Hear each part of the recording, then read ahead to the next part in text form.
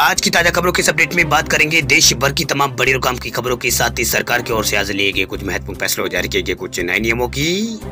इसके अलावा corona vaccine लगवाने वाले लोगों के लिए एक जरूरी महत्वपूर्ण खबर निकल कर सामने बताएंगे आपको आगे इस अपडेट में। इसके अलावा नए साल 2022 में भी महंगाई से राहत मिलने की उम्मीद नहीं, कोविड की पूर्व स्थिति पे आ सकती है अर्थव्यवस्था। क्या है ये पूरी बड़ी खबर बताएंगे आपको आगे इस अपडेट में। इसके अलावा पीएम किसान सम्मान निधि योजना से जुड़े किसानों के लिए जरूरी खबर, सभी सही फॉर्म भरने के बावजूद भी इन किसानों के खाते में नहीं आएगी 2000 रुपए की 10वीं किस्त। क्या है ये पूरी बड़ी खबर बताएंगे आपको आगे इस अपडेट में। इसके अलावा नए साल 2022 लाया है नया बदलाव, एटीएम से लेकर बैंक लॉकर तक के बदले हैं नियम। क्या है ये पूरी बड़ी खबर बताएंगे आपको आगे इस अपडेट में। इसके अलावा इस बैंक ने गलती से ग्राहकों को बांटे हैं 1300 करोड़ रुपए, लोगों ने गिफ्ट समझकर उड़ाए हैं पैसे। क्या है ये पूरी बड़ी खबर बताएंगे आपको आगे इस अपडेट में। इसके अलावा पेट्रोल पर सब्सिडी को लेकर एक बड़ी और महत्वपूर्ण खबर निकल कर सामने बताएंगे आपको आगे इस अपडेट में। इसके अलावा 2022 में सस्ते मोबाइल टैरिफ का दौर होगा खत्म, प्रीपेड के बाद पोस्टपेड कनेक्शन वालों को भी लग सकता है महंगाई का झटका। क्या है ये पूरी बड़ी खबर बताएंगे आपको आगे इस अपडेट में। इसके अलावा बोर्ड परीक्षार्थियों के लिए खुशखबरी, अब कठिन सवालों से लेकर एग्जाम की समस्याओं तक के लिए बोर्ड ने जारी किए हैं टोल फ्री नंबर, 20 एक्सपर्ट्स देंगे जवाब। क्या है ये पूरी बड़ी खबर बताएंगे आपको आगे इस अपडेट में। इसके अलावा यहाँ पर कोरोना कर्फ्यू और लॉकडाउन से जुड़ी कुछ महत्वपूर्ण बड़ी खबरें हैं, बताएंगे आपको एक एक करके इस अपडेट में। साथ ही आज की तमाम बड़ी और काम की पूरी 20 खबरों की बात करेंगे आगे इस अपडेट में। बात करते हैं आज की पहली खबर की, तो नया साल 2022 लाया है नया बदलाव, जनवरी में एटीएम से लेकर बैंक लॉकर तक के बदले हैं नियम। नए साल की शुरुआत के साथ ही देश में कई नियमों में बदलाव हुआ है, वही कई नए नियमों की शुरुआत भी होने जा रही है। इसमें कुछ आपकी जेब पर बोझ बढ़ाएंगे तो कुछ आपके लिए सहूलियत भी बढ़ाएंगे। वही 1 जनवरी से आपके लिए यहाँ पर बैंक से एटीएम से पैसा निकालना महंगा हो जाएगा। वही 1 जनवरी आज से आपके लिए यहाँ पर एक सीमा से ज्यादा एटीएम इस्तेमाल करना महंगा पड़ेगा। दरअसल आरबीआई ने फ्री ट्रांजैक्शन के बाद कैश निकासी पर लगने वाले चार्ज को बढ़ाने की मंजूरी दे दी है। अभी ग्राहकों को 20 रुपए प्रति ट्रांजैक्शन यहाँ पर पहले बैंक यहाँ पर वसूलता था, लेकिन अभी यहाँ पर 21 रुपए यहाँ पर लगेगा, यानी 21 रुपए प्रति ट्रांजैक्शन लगेगा। इसके अलावा आज से बैंक लॉकर से जुड़े नियम भी बदलेंगे। वही 1 जनवरी आज से बैंक लॉकर में रखा जो आपका पैसा है और भी सुरक्षित होने वाला है, क्योंकि रिजर्व बैंक ऑफ इंडिया की गाइडलाइन के मुताबिक बैंक लॉकर की सुरक्षा की पूरी जिम्मेदारी अब बैंक की होगी। वही नियमों के मुताबिक बैंक लॉकर में आग, चोरी, डकैती या फिर सेंधामेरी की स्थिति में बैंक पूरी तरह से जिम्मेदार होगा और इन हालतों में बैंक को ग्राहकों को लॉकर के सालाना किराए का 100 गुना यहाँ पर देना होगा।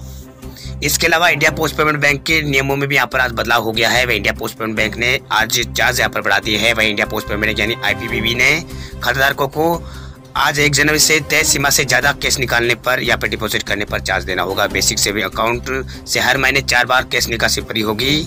इसके बाद हर बार यहाँ पर 50% 0.50% चार्ज यहाँ पर देना होगा। इसके अलावा आज से यहाँ पर अनारक्षित टिकट पर फिर से सफर कर सकेंगे यात्री। रेल यात्रियों के लिए सहूलियत की खबर है। दरअसल 1 जनवरी से एक बार फिर यात्री अनारक्षित टिकट पर सफर कर सकेंगे। दरअसल कोविड की वजह से इस पर रोक लगा दी गई थी, हालांकि स्थिति में सुधार को देखते हुए इसे फिर से यहाँ पर शुरू किया जा रहा है। रेलवे के द्वारा यहाँ पर नए नियम चालू किए गए हैं। नए नियमों के मुताबिक 1 जनवरी से आप बिना रिजर्वेशन के भी ट्रेनों में सफर कर सकेंगे। वह रेलवे में यहाँ पर रेलवे ने ये नियम यहाँ पर लागू कर दिया है। वही देश में 20 ट्रेनों में फिलहाल ये सुविधा यहाँ पर शुरू की गई है। चलिए बात करते हैं अगली खबर की, तो पेट्रोल अगर लेना है 25 रुपए सस्ता तो डाउनलोड करना होगा ये ऐप।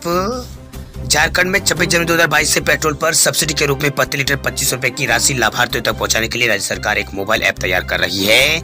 वही राष्ट्रीय खाद्य सुरक्षा अधिनियम के दायरे में आने वाले लोग इस ऐप के माध्यम से पेट्रोल पर दी जा रही सब्सिडी का दावा कर सकेंगे। राज्य में लगभग 60 लाख लोग NFSA के तहत यहाँ पर आते हैं, यानी यहाँ पर राशन कार्ड धारक है। वही सत्यता की जांच के बाद यहाँ पर पदाधिकारी जो लाभार्थी है उनके बैंक खाते में राशि हस्तांतरित यहाँ पर कर देंगे।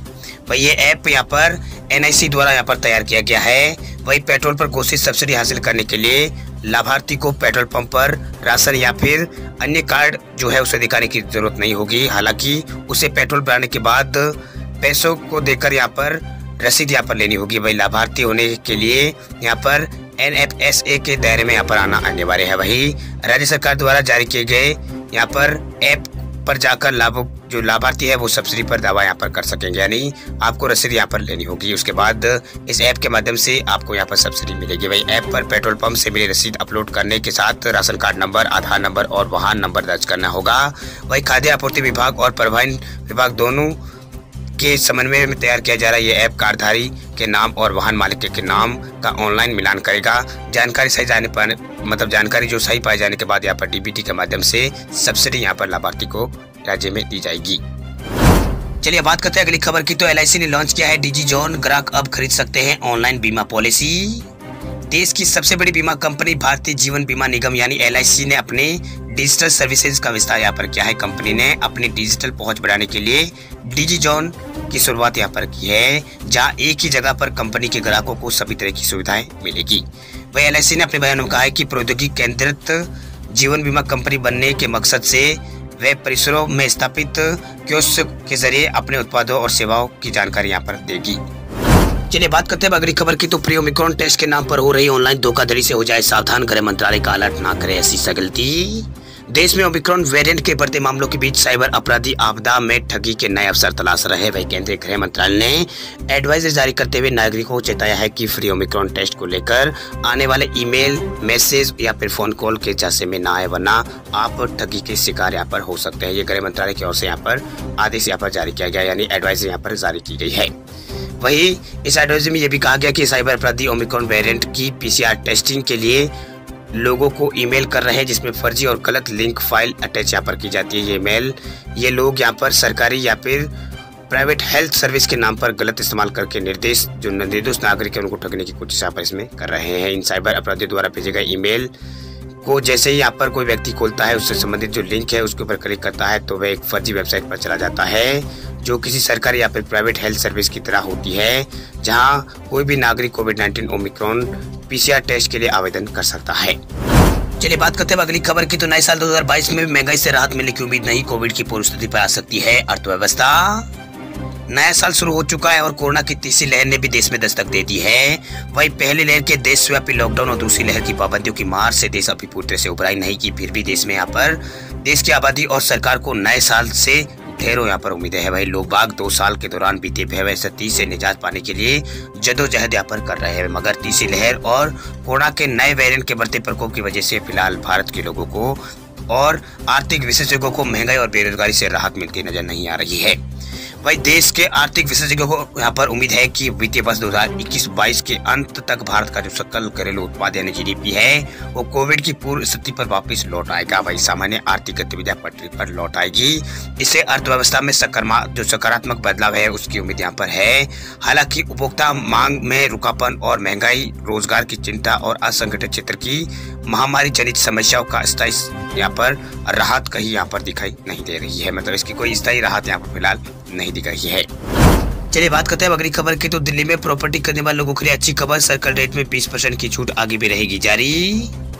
दिल्ली में जमीन या फिर अंचल संपत्ति करने वाले लोगों के लिए अच्छी खबर निकल के आई सामने। दरअसल दिल्ली सरकार ने जमीन और अंचल संपत्ति के लिए यहाँ पर सर्किल दर पर 20% छूट को 30 जून 2022 तक के लिए आगे बढ़ा दिया है। वही PTI की खबर के मुताबिक राजस्व विभाग की तरफ से जारी एक आदेश के मुताबिक सर्किल दरों में छूट के समय सीमा है उसे आगे बढ़ाए जाने को लेकर तत्काल प्रभाव से यहाँ पर समय सीमा को आगे बढ़ाने का फैसला यहाँ पर लिया है।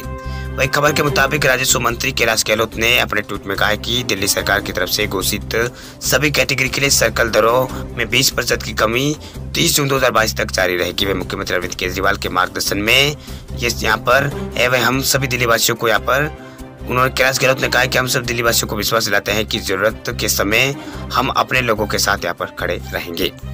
चलिए बात करते हैं अगली खबर की। तो MP बोर्ड स्टूडेंट्स के लिए काम की खबर, कठिन सवालों से लेकर एग्जाम की समस्याओं के लिए टोल फ्री नंबर पर करें कॉल, 120 एक्सपर्ट्स देंगे जवाब।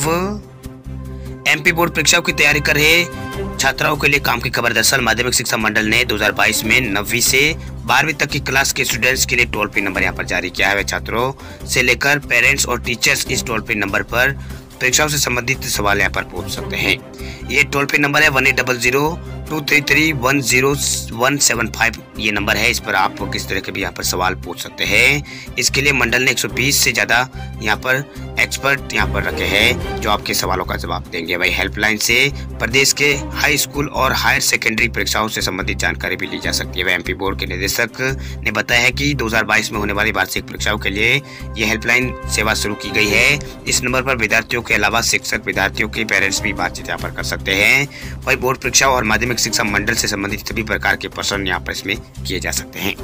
चलिए बात करते हैं अगली खबर की। तो नए साल में सस्ते मोबाइल टैरिफ का दौर होगा खत्म, प्रीपेड के बाद पोस्टपेड कनेक्शन वालों को महंगाई का लगेगा झटका। साल 2022 में सस्ते मोबाइल टैरिफ का दौर खत्म हो सकता है। वही 2022 में टेलीकॉम सेवा देने वाली कंपनियों के पोस्टपेड ग्राहकों को भी महंगे बिल का झटका लग सकता है। दरअसल साल 2021 के खत्म होने के ठीक एक महीने पहले प्रीपेड मोबाइल टैरिफ में 20 से 25% तक की बढ़ोतरी करने के बाद टेलीकॉम कंपनियां अब पोस्टपेड मोबाइल टैरिफ बढ़ाने की तैयारी में है, यानी पोस्टपेड में यहाँ पर बढ़ोतरी यहाँ पर कर सकती है। माना जा रहा है कि 2022 में 5G सेवा के लिए स्पेक्ट्रम के लिए बोली लगाने के खातिर पैसे जुटाने और वित्तीय सेहत में सुधार कराने के लिए ये कंपनियां एक बार फिर मोबाइल टैरिफ बढ़ा सकती है।